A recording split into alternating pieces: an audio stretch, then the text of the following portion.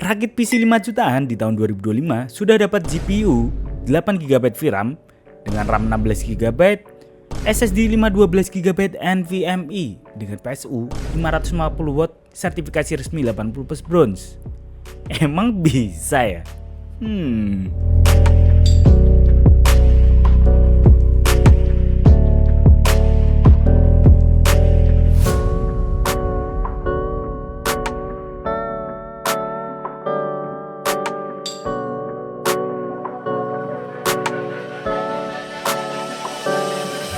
Halo teman-teman semua, aku Tasya Regana dari channel Tekdung, Teknologi Dung.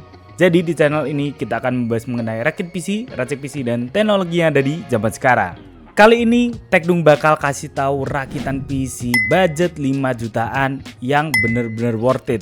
Dimana yang pertama tadi aku bilangin itu betul guys, no tipu-tipu, no gimmick, no drama. Apalagi selain performanya yang mantap, ini sudah bisa RGB seperti ini. Tuh. Keren banget guys, bisa addressable pakai remote lagi. Budget 5 jutaan secakep ini.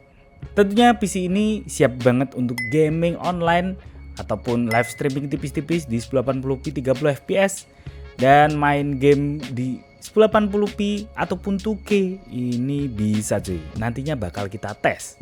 Pokoknya recommended banget untuk kalian yang mau rakit PC di tahun 2025 dan mendapatkan komponen yang powerful dengan budget di 5 jutaan rupiah.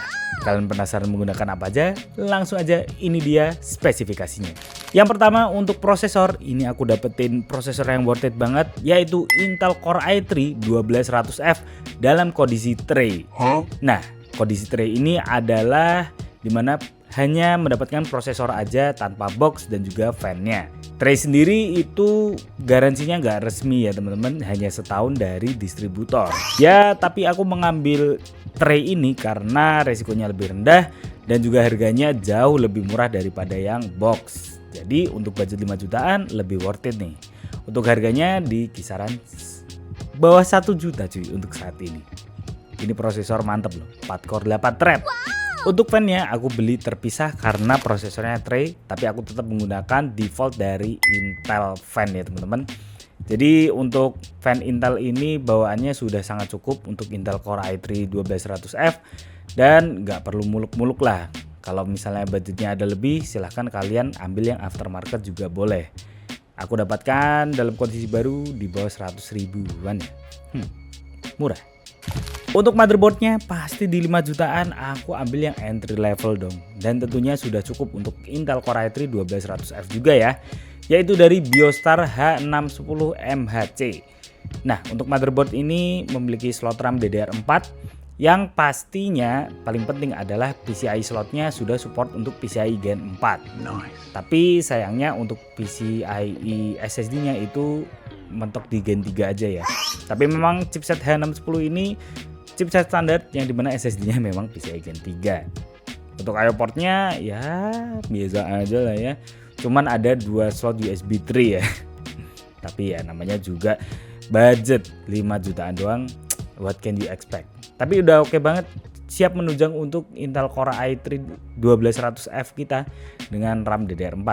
Kalian bisa dapatkan di harga kurang dari 1 juta lagi cuy. Mantap. Untuk RAM-nya ya pastinya aku ambilkan yang paling entry level karena kita menekan budget banget. Jadi aku pakai dari Phenom RX DDR4 8GB x 2 kecepatan 3200 MHz. Ya memang ini RAM-nya standar banget dimana tanpa heatsink ya.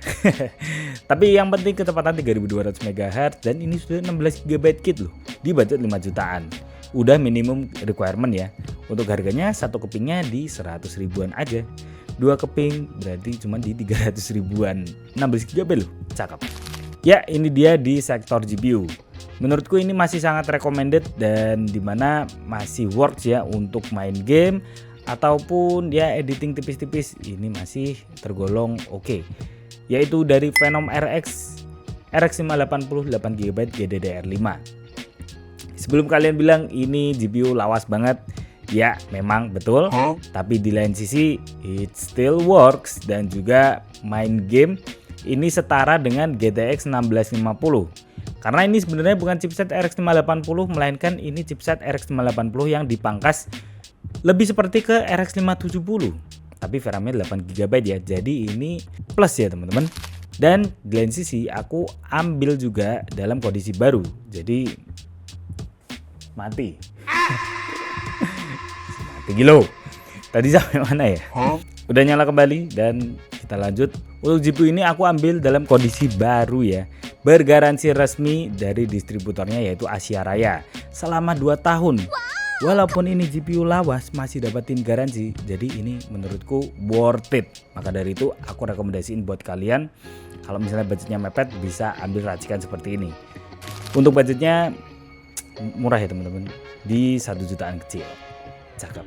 Oke, untuk storage ini minimum requirement juga karena kita nyamain dengan laptop ya teman-teman. Jadi aku pakai dari tim MP33 512 GB NVMe PCIe Gen 3. Ini tentunya sudah standar ya teman-teman untuk rakitan PC zaman sekarang. Wajib SSD.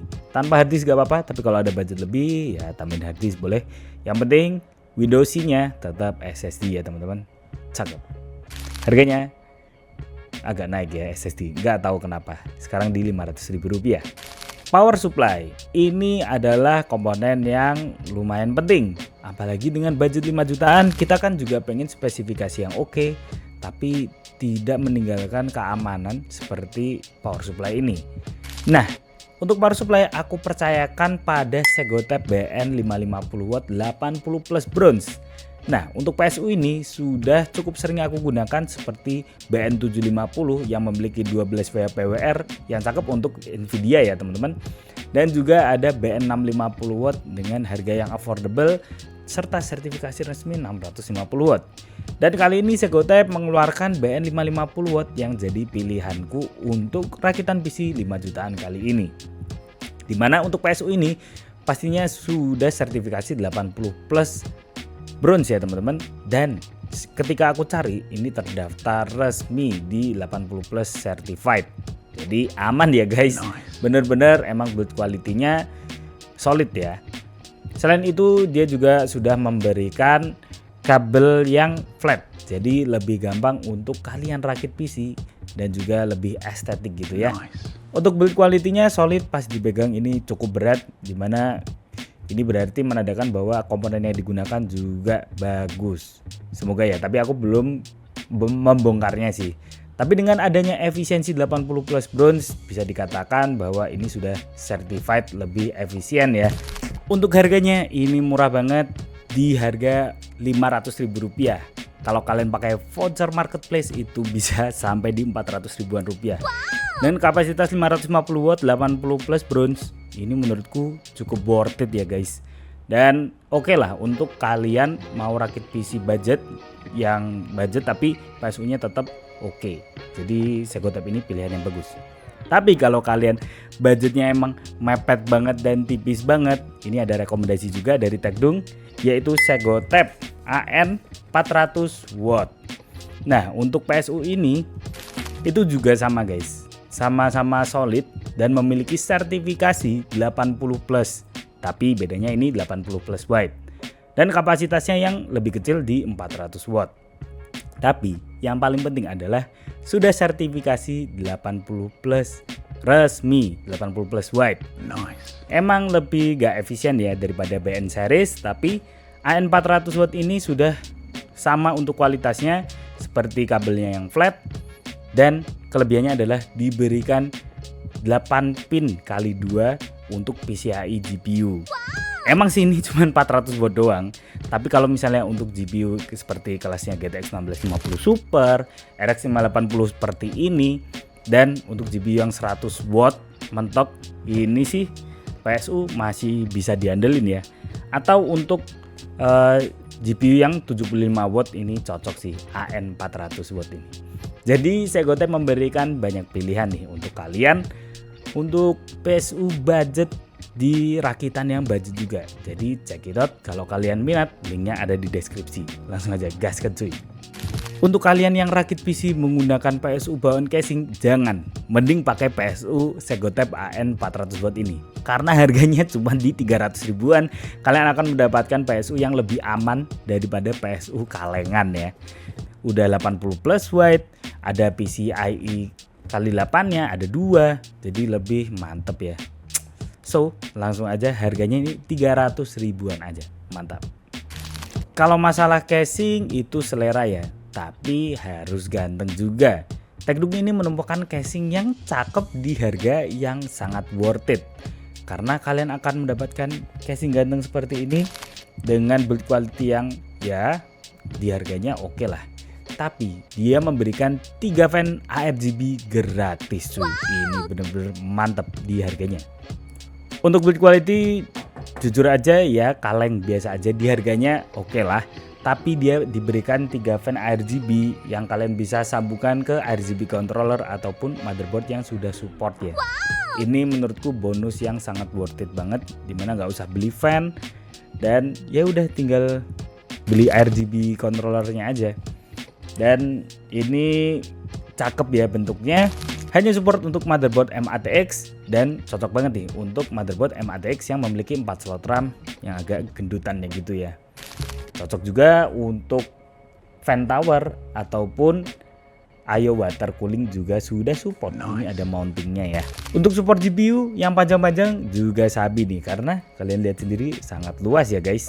Ditambah lagi tempered glassnya, ini bisa dibuka tutup seperti kulkas. Ini bener-bener udah mewah ya. Nih kalian lihat sendiri, ini bawaan dari casing dan aku tambahkan RGB controller, jadinya kalian bisa ubah-ubah seperti ini.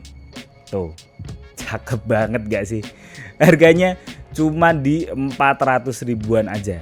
Emang ya Segotep ini penemuan Tekdung yang cakep-cakep cuy, bener-bener deh. Kalau kalian minat, linknya ada di deskripsi. Ini no peres-peres tapi memang harganya worth it menurut Tekdung. Let's go cuy. Nah untuk RGB controllernya aku tambahin, ini harganya di 80 ribuan aja. Sudah dapat remote lagi, cakep kan? Nah jadi itu dia untuk keseluruhan PC budget 5 jutaan kali ini. Menurut kalian gimana? Tapi sebelumnya kita totalin dulu, langsung aja ini dia list harganya.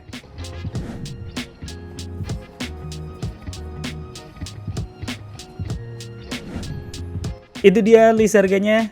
Tapi kita tes dulu lah ya gimana nih untuk performanya. Langsung aja ini dia benchmarknya. Cinebench R23 run selama 10 menit mendapatkan skor di 7753 Cinebench point dengan suhu maksimum di 77 derajat Celcius, average di 72 derajat Celcius. Fan Intel masih aman ya di sini, cakep. Premiere Pro 2023 video berdurasi 5 menit 1080p 60 fps dapat di render hanya 2 menit 35 detik aja. Ini cukup kencang ya, 4 core 8 thread. Valorant resolusi 2K low kompetitif mendapatkan fps di 200-an hampir 300 fps. Cakep sih, mantep banget.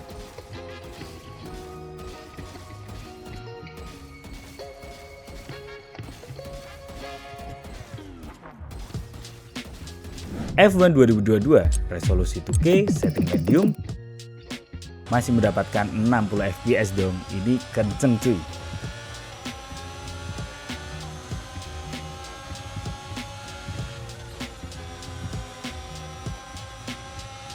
Forza Horizon 5 resolusi 2K, resolusi scaling quality dengan setting medium. Kita mendapatkan FPS yang stabil berada di 60 FPS juga dong. Wih, 2K cuy.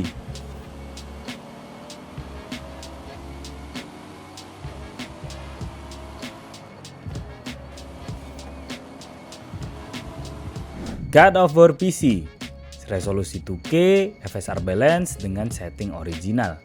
Kita masih bisa push FPS-nya hingga 50-an hingga 60 FPS. Ini sih udah nyaman nih cuy, cakep.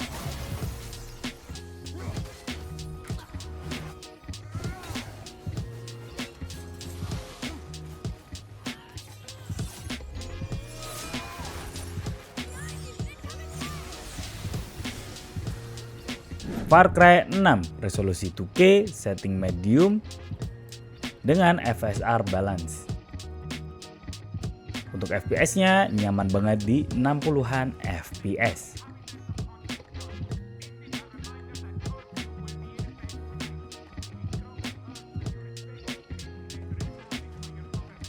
GTA 5 kita tes di 2K dengan setting high. GTA 5 resolusi 2K dengan setting high kita mendapatkan 60-an FPS. Ya mantep lah ya, untuk RP sabi nih guys.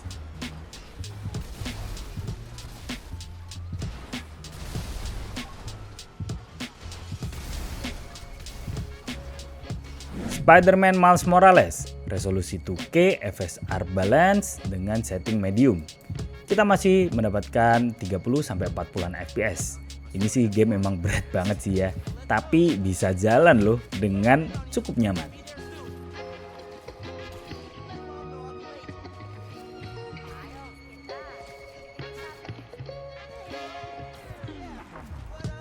Resident Evil 4 Remake resolusi 2K dengan FSR balance dengan settingan low semua ya guys. Kita masih mendapatkan 30-an hingga 40 FPS. Ya kalau mau resolusinya diturunin aja biar lebih nyaman ya.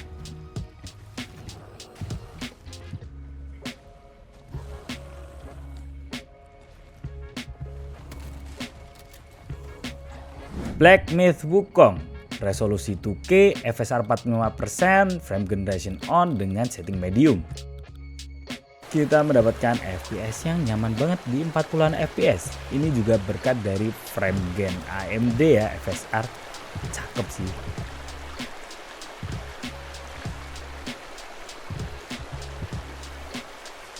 Untuk konsumsi dayanya berada di 170-an watt. Ini cukup hemat ya, dan performanya cukup oke. Nah itu dia untuk performa dari PC 5 jutaan kali ini. Menurut kalian gimana? Apakah oke performanya? Langsung aja drop di kolom komentar di bawah ya.